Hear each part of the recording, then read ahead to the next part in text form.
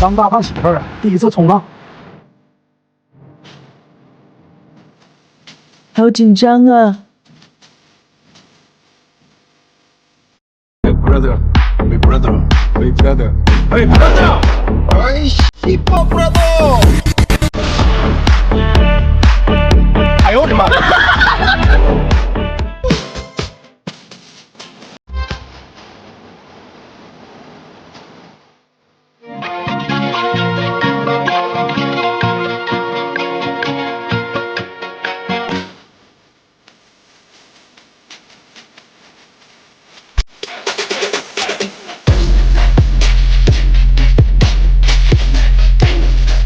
你是来拉屎的吧？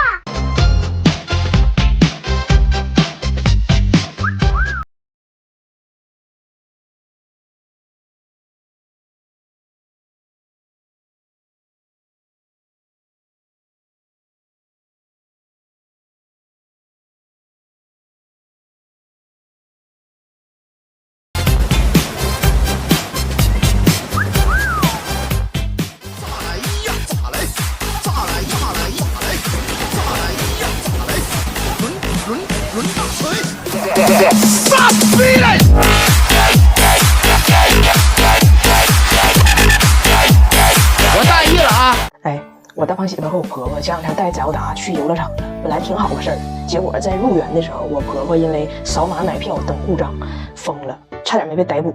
就他们到了游乐园了嘛，就刚准备进去，人保安说你得先生成一个码，这个码呢就有点像咱们的行程卡，但用起来比咱行程卡费劲，还得点进入一个网站，有什么链接的生成。然后我婆婆呢就这一点跟我妈一样，就最怕的就是生成码这个事儿，就一旦要进哪火车站、商场、游乐园，就离300米就开始减速了。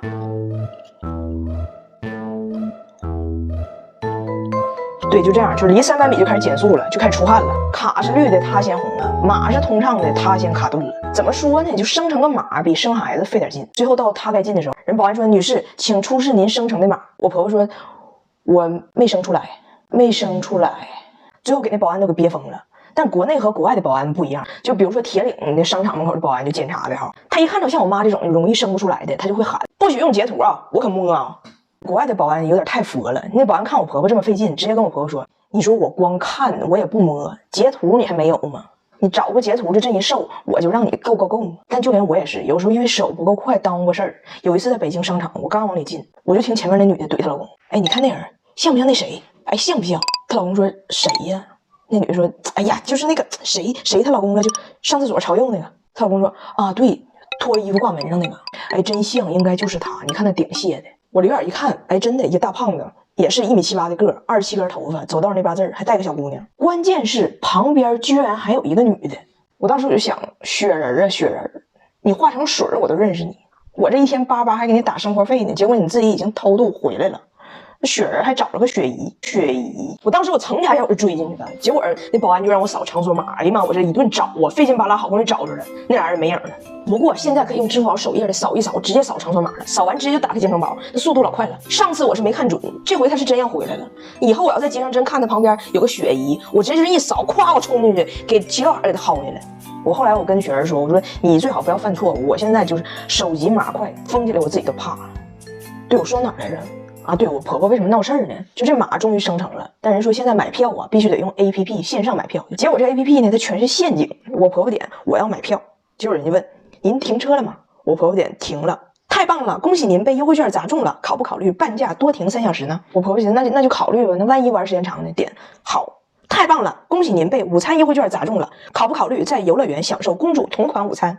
我婆婆点好。太棒了，恭喜您被西瓜砸中了，要不要加$3为您的午餐赠送一杯西瓜汁？我婆婆寻思，就是这玩意儿咋老砸我呢？那行，那$3，那就来一杯西瓜汁吧。确认，终于到那个付款页面了，马上摁付款了，啪蹦出来一个西瓜汁配热狗，谁能狠心拒绝呢？你想你的热狗有晃晃棉花糖伴随吗？这个呢，我婆婆是没想要的，但她因为一直点这个位置点确认，结果突然间蹦出一这玩意儿，直接就惯性啪点个确认，然后订单就生成了。我婆婆急眼了，谁要棉花糖了？谁要棉花糖？我糖尿病啊！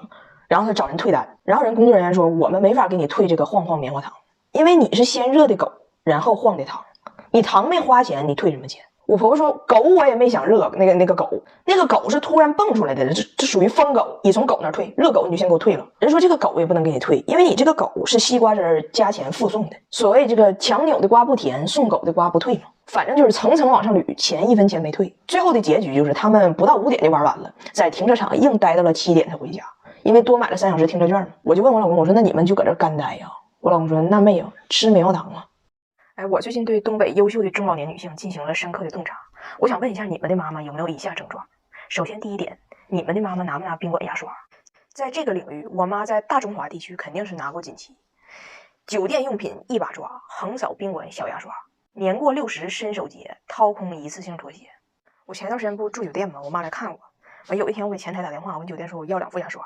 酒店前台说对不起张女士，我们酒店客房的上限就是每个房间2个人，一天提供4套牙具，而你们房间的黄女士今天已经拿走9套牙刷、8套拖鞋了，我们实在是不方便再提供了呢。我当时真是特别尴尬，我赶紧跟人解释，我说呀，黄女士这2年确实是说60嘴顺嘛，就是一出门就长牙，现在70多颗了，很费牙刷，你理解一下。我就不懂了，我就问他，我说我给你买了好几百块钱电动牙刷，你不用，你划了这一次性牙刷干啥呀？家里好几百个。我妈说我刷狗。